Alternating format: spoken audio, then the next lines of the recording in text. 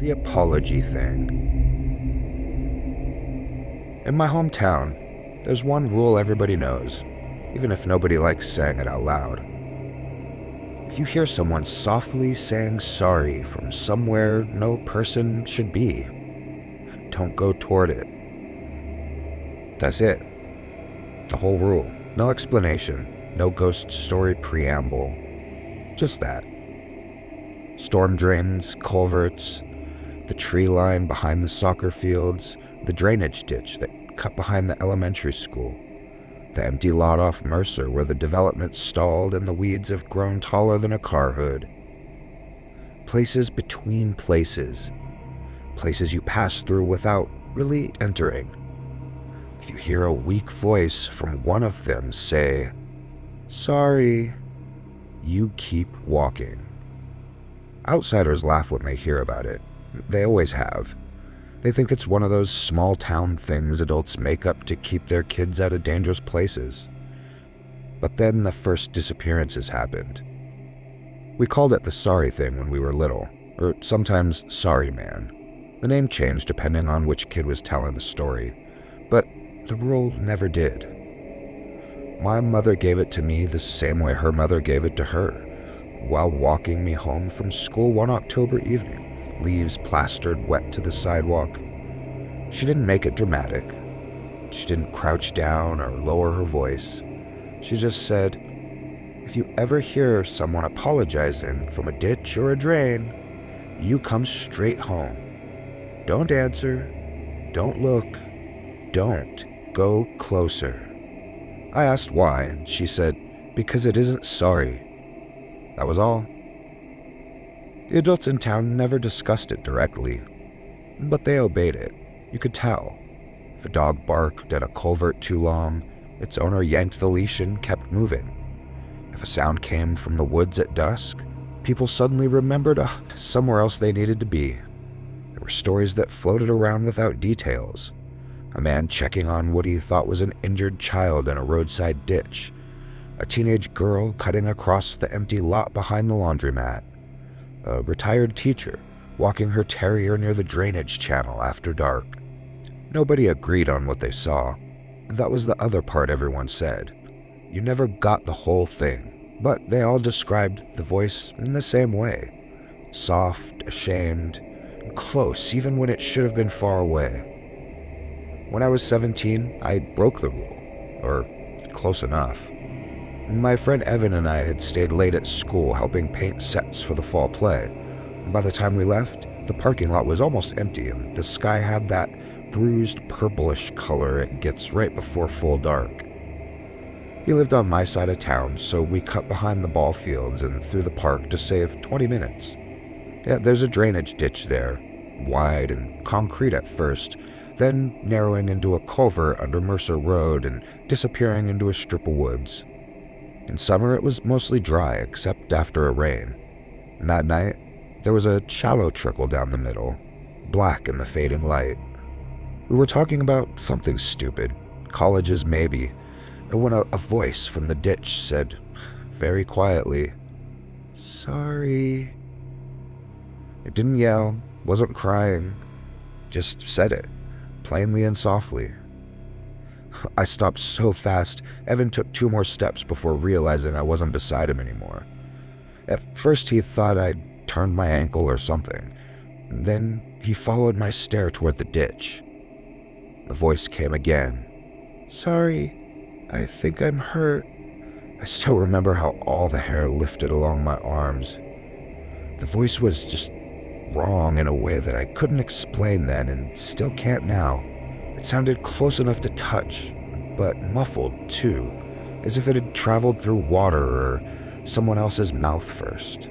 And there was no panic in it, no urgency, just embarrassment, like the speaker felt bad for bothering us. Evan squinted into the deepening dark.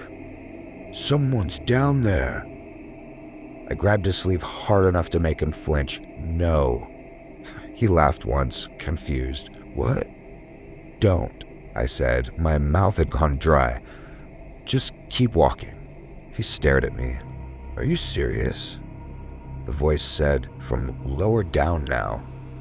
"Sorry." Evan gave me that look people gave town legends once they were old enough to feel smarter than them. "Jesus, Nora. This is exactly the kind of superstitious bullshit, Evan." But he was already pulling out his phone and switching on the flashlight. The beam cut across the ditch, whitening the concrete, catching wet weeds and the gleam of running water. For a second, there was nothing. Then, the light snagged on something near the mouth of the culvert, under the road. Not a body, just a shape. Something pale, bent low. A hand, I thought at first. Long fingers flattened in the mud. Then it shifted and the fingers spread wider than they should have been able to. Evan took a step down the sloped concrete side. "Hey," he called. "You okay?" The voice answered at once, still soft, still ashamed. "Sorry, Evan." He froze. I hadn't said his name. We were alone. The flashlight trembled in his hand. "How do you know my—" I backed up so quickly my heel slipped off the path. "Evan, get away from it!" He didn't move. He was staring into the culvert like he could make sense of what he was seeing. "There's somebody in there," he said, but his voice had changed, gone thin. "They're crouched down." I saw pieces, but that's all I ever got. A shoulder turning where no shoulder should turn, a joint rolling too high and too far back, fingers sinking into mud and then lifting with a wet peel. Something pale drawing itself deeper into the pipe and closer to Evan at the same time, as if distance worked differently for it.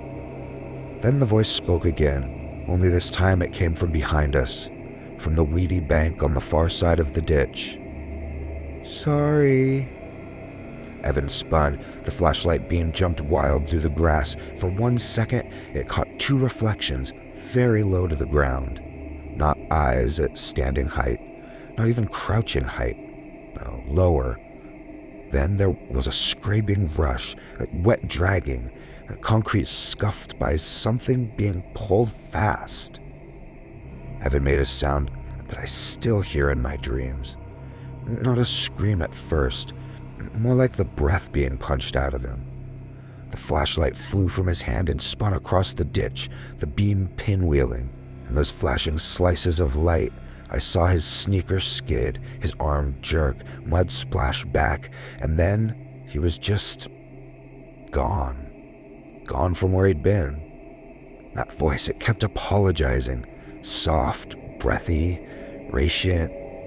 "Sorry, sorry, sorry."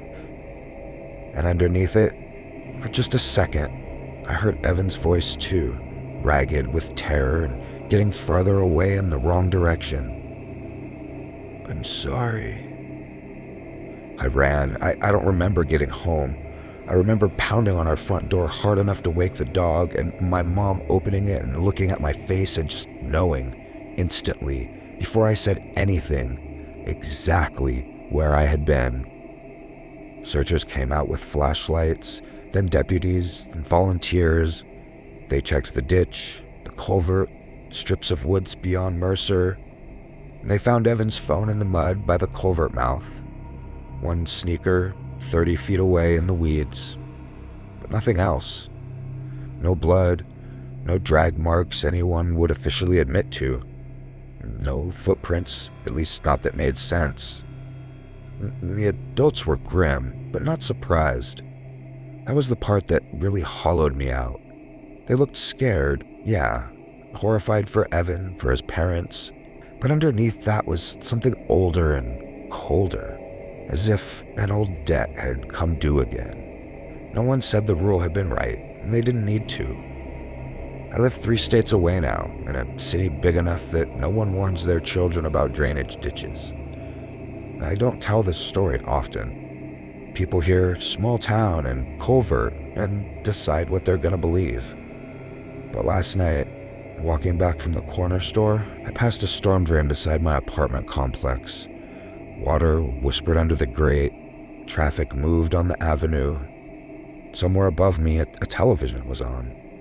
And from the drain, in a voice soft as wet paper, something said, "Sorry, I know it's been a long time." The Nesting Man. Where I grew up, everyone knew that if you found a nest in the trees, you leave before dark. Don't try to get your things back.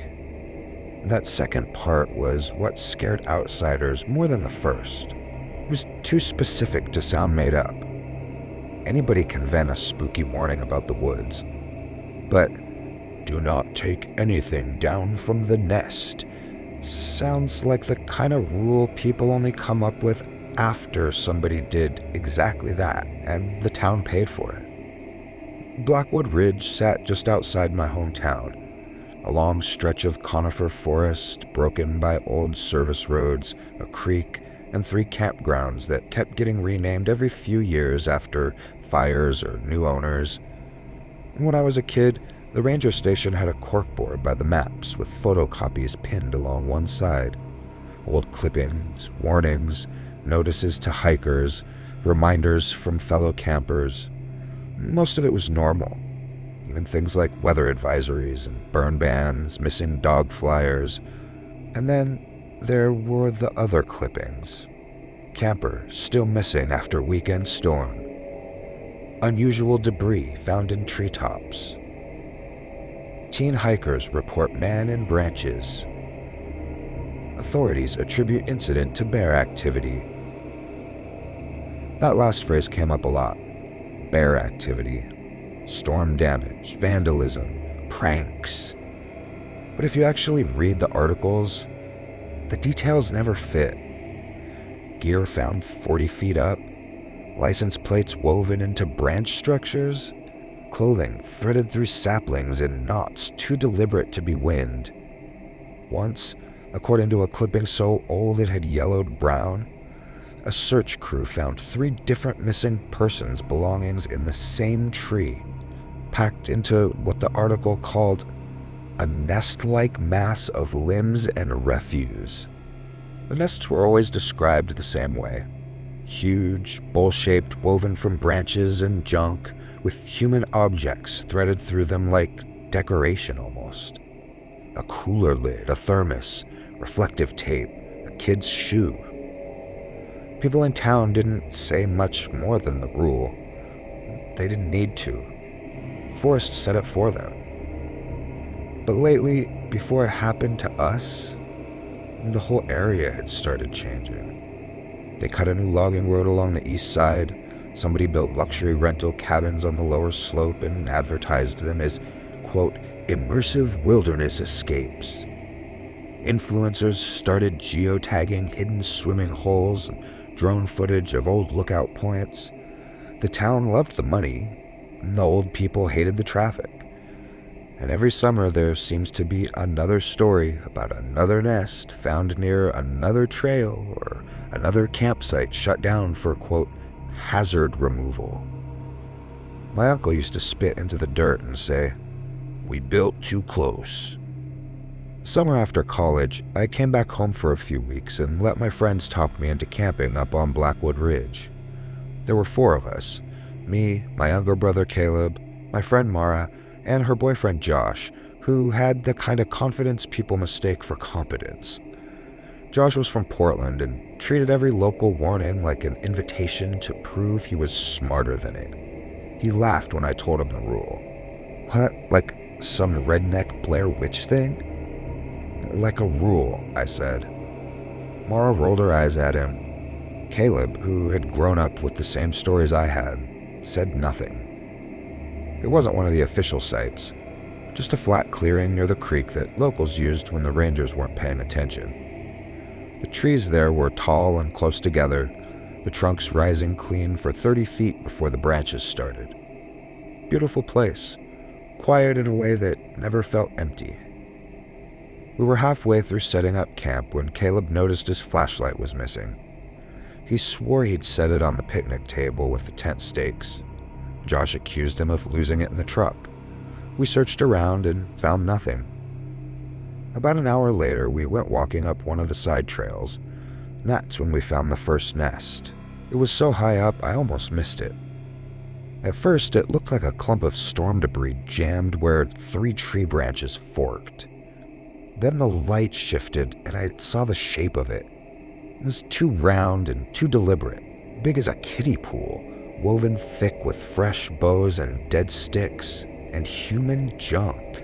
A blue backpack strap, a dented stainless steel thermos, an old license plate half hidden in the outer weave. And sticking out from the side like something offered up, Caleb's flashlight. My stomach dropped so hard it felt physical. Caleb whispered, "No." Josh immediately stepped closer, grinning like we'd found some bizarre roadside attraction. "Okay, that's actually incredible." "We're leaving," I said. He looked at me. "Seriously?" "Yes." He lifted his phone to film. "It's a bird nest with trash in it." "No bird made that," I said. As if answering me, something moved overhead, not close enough to see clearly, just a shiver through the branches above us where there was no wind. Then a second motion, farther over, like weight shifting from one perch to another. I caught the impression of something long withdrawing behind the trunk. Not the whole thing, no, never the whole thing. Just a pale bend that might have been an arm. Mara lowered her voice. "Did you see that?" Josh kept filming. "Probably a raccoon." Then between 2 clusters of needles, I saw a face. Not a whole face, the suggestion of one. Pale against shadows, too high on the tree, gone the second I looked at it directly. We went back to camp faster than Josh wanted and slower than I did. I told them we needed to pack up before dark. Josh said we were not driving an hour back down the ridge because somebody built an ugly art project in a tree.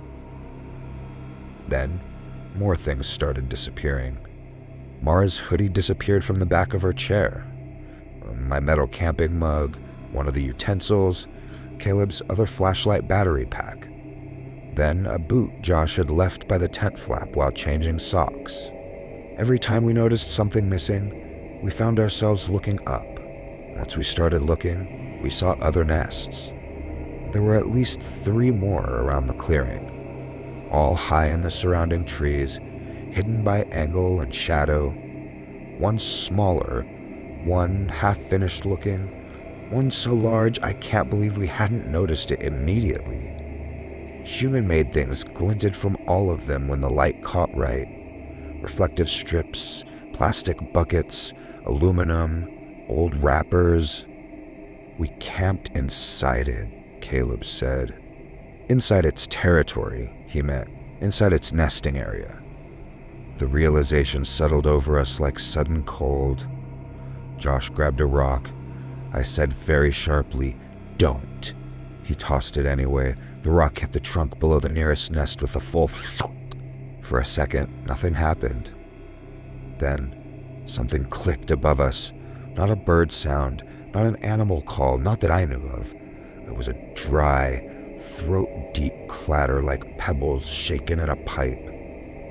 Josh laughed, but there was uncertainty in it now. "See? Squirrel."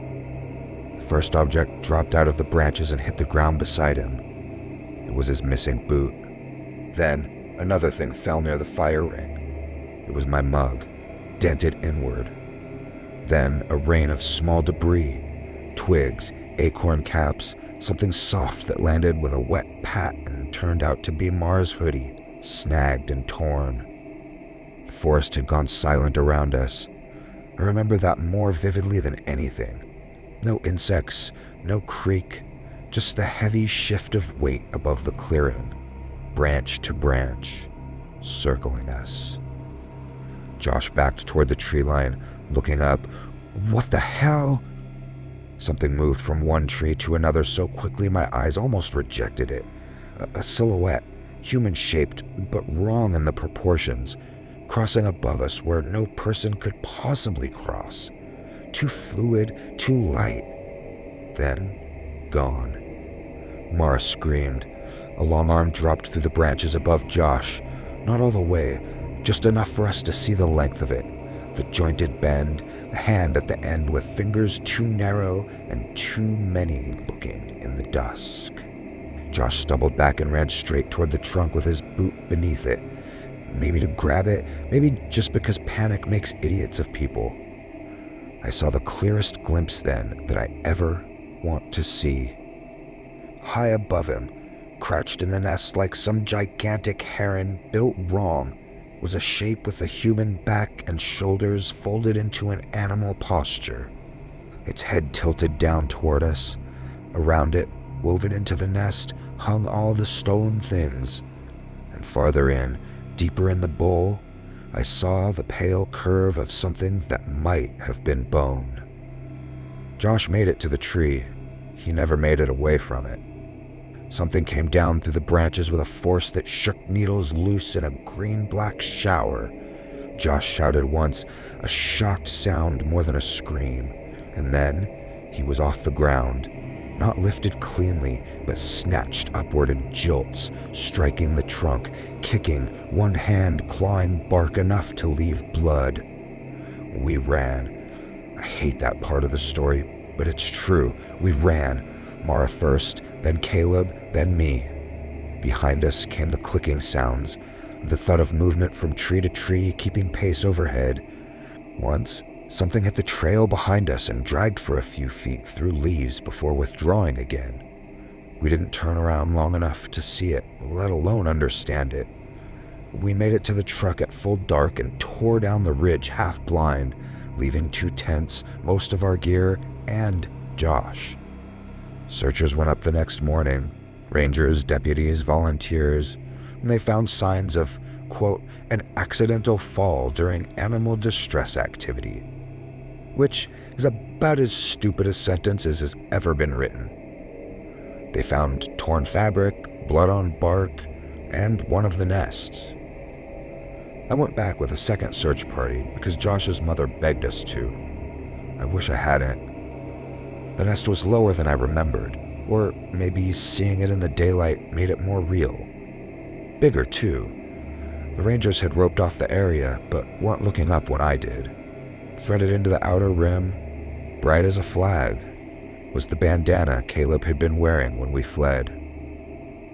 He hadn't even noticed it was missing. Josh was never found. Months later, I drove home for Thanksgiving and took the new bypass past Blackwood Ridge. Construction had pushed farther than I realized. Fresh poles, cleared lots, the skeleton of another rental development clawing at the tree line, and on the tallest unfinished structure, where the framing met like bare branches against the sky, sat a huge, woven mass of sticks and trash. Something silver flashed from inside it in the late night. A license plate, maybe, or a thermos. Whatever it wasn't from the forest. Not anymore. The Missing Frame Man. They call him the Missing Frame Man because that sounds better than what he is. I know it sounds like a creepypasta title, a joke, something a subreddit would come up with and then ruin with edits and fan art. But if you've heard of him at all, you already know the rule that always shows up somewhere in the comments, buried under people arguing about codecs and compression and hoaxes. If you find him in one video, do not check your older files frame by frame. According to the thread I found, the Missing Frame Man never appears in normal playback. You can watch a clip 10 times and never see anything wrong. He only exists in the gaps, single extracted frames, those split-second slices your eyes aren't supposed to linger on. People said he was just a pareidolia, motion blur, digital artifacting, the brain inventing faces where it expects them. Then they would post another image. Different users, different cities, different cameras, Ring doorbells, old mini DVD camcorders, security feeds, iPhone videos, dash cam clips, even a baby monitor. Unrelated footage, same details every time. A thin figure, smiling, always facing the camera, always closer in the next cut than he should be. Not moving like a person walking, more like advancing through edits. The thread started local. That's what made me click. Someone in my city posted frames from a parking garage security leak and asked if anyone knew why there was a quote, guy in the render glitch. Half the replies were people dunking on OP. The other half were too serious. They linked older posts, deleted accounts, dead image hosts, one terrible YouTube essay with AI voiceover, and screenshots that made my skin prickle anyway. A few usernames kept recurring in the archived reposts. They always started skeptical. They always ended the same way. Either they stopped replying entirely, or they came back once to say they'd found him in their own files. One comment, copied and pasted all over the place like a charm against evil, said, "Don't scrub old footage frame by frame." That's how he notices you noticing. I still remember rolling my eyes at that. I tested it with an old video from my niece's birthday. Nothing creepy about it, just a backyard in daylight, kids with melted frosting on their faces, and my sister yelling about candles. I watched it through once on normal speed. Nothing. Then I dragged the timeline, one frame at a time. For most of the clip, it was exactly what it should have been. Half blinks, smeared hands, little jumps in motion. Then, between my niece turning toward the cake and my brother-in-law reaching into frame, there he was, back by the fence, so thin at first I thought he was part of the shadow from the hedge. Head tipped slightly forward, smiling, looking directly into the camera. I told myself it was a compression error, until the next frame. He was no longer by the fence. He was at the patio table. Still facing the lens, same smile, no blur of movement between positions because there was no movement. Just a new location, closer than before, like the footage had skipped over all the space in between. The next frame was normal. My niece laughing, everyone exactly where they should be. I shut the laptop and sat there for a long time with my hands flat on the desk. That should have been enough. It wasn't. I checked another file, then another. A concert video from college, a Christmas morning clip from 3 years ago, dash cam footage from a rainstorm. In each one, after enough scrubbing, there would be a frame where he appeared. Different clothes around him, different lighting, same details. Thin, smiling, facing camera, closer in every cut than he should be. What made it worse, what broke the last normal explanation I had, was that he showed up in footage where there was nowhere he could have been. In my old apartment hallway where the walls were too narrow to hide, in a front-facing phone video with my kitchen cabinets behind me, even in a clip of my cat on the windowsill where, for one extracted frame, his face was outside the glass on the 3rd floor. That was when I went back to the thread and actually read everything. And buried in the nonsense were older stories.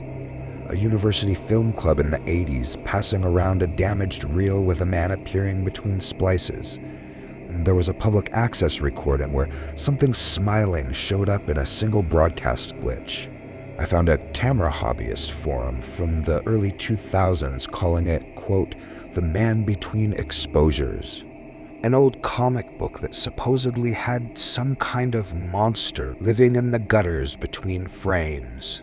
There was also a scanned newspaper clipping I found from 1974 about a local ad photographer who claimed a figure had appeared in contact sheets where, quote, "no exposure interval existed."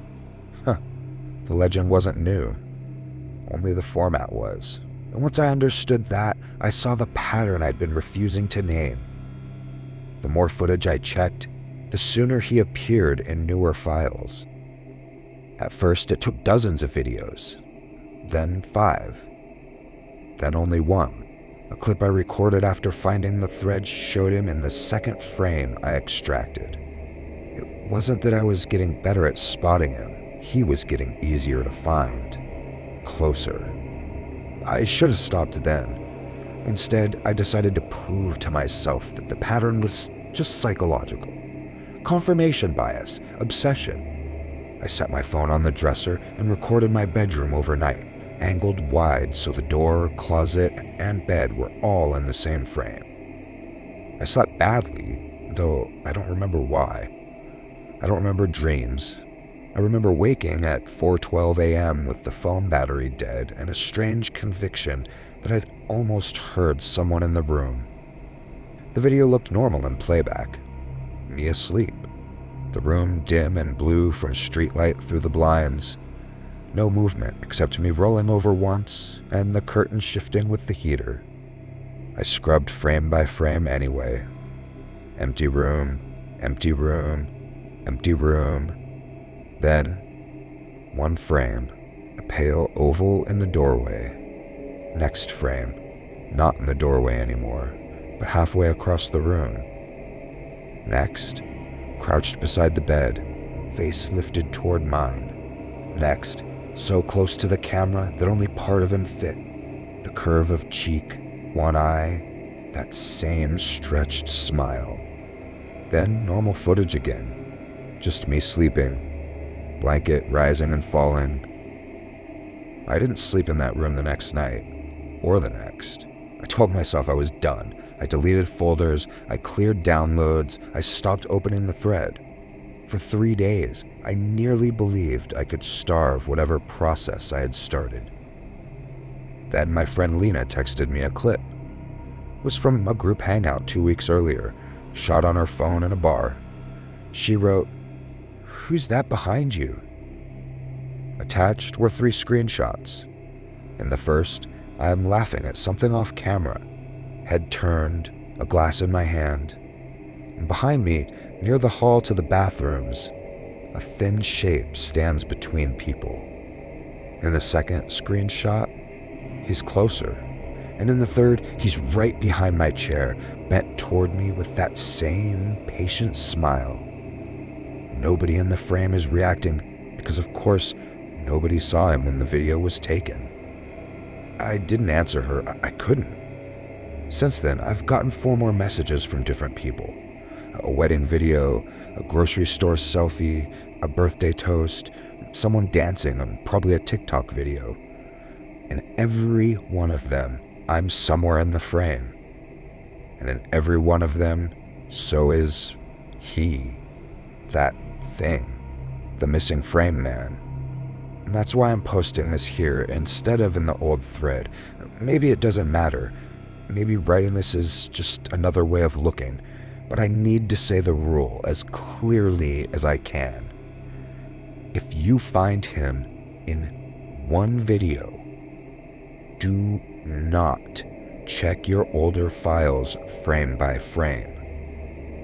And if someone sends you a clip asking about a figure behind me, don't save it. Don't zoom in, because in the latest one Lena sent, he isn't standing behind my body. He's leaning out from it. Horror. You're listening to Nerd Horror Stories, a twice-weekly horror anthology series. No commentary, no long intros, just stories. Stories to fall asleep to, stories to keep you awake, and stories that feel close to home. Please subscribe